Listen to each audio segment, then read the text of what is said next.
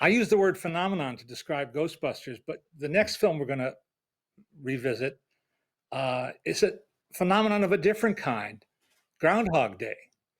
Uh, Here's a film that has entered the vernacular. I mean, it's gone beyond just being a movie people like and that people enjoyed, and people enjoyed more than once.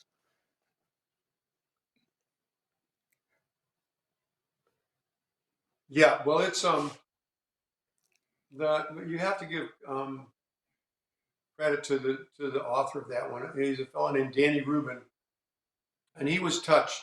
It's a you know, I mean, people toss around the word sort of miraculous all the time, but to write a movie about Groundhog Day in Punxsutawney, Pennsylvania, without ever having been to Punxsutawney, Pennsylvania, shows like a real has a depth of perception of like a quality that you don't see very often.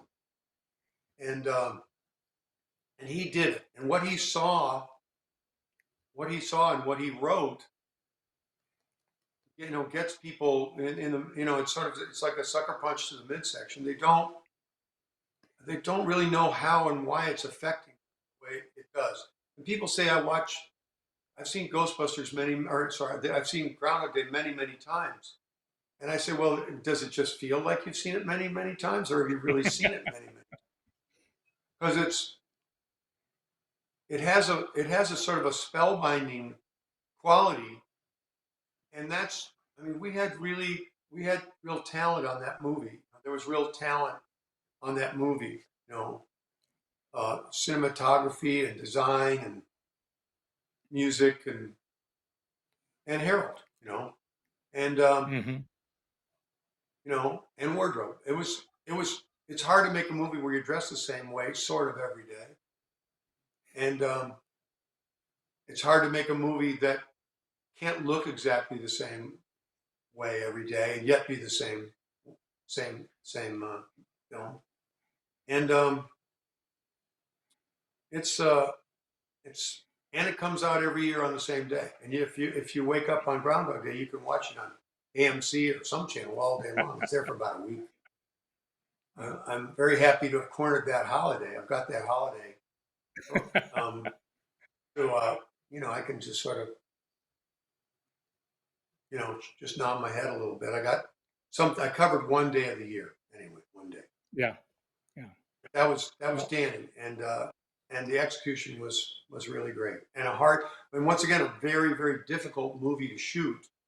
I'm from Chicago, and we shot in Woodstock, Illinois, which is a whole like latitude above Chicago, and it's out to the west where there's nothing but wind and cold.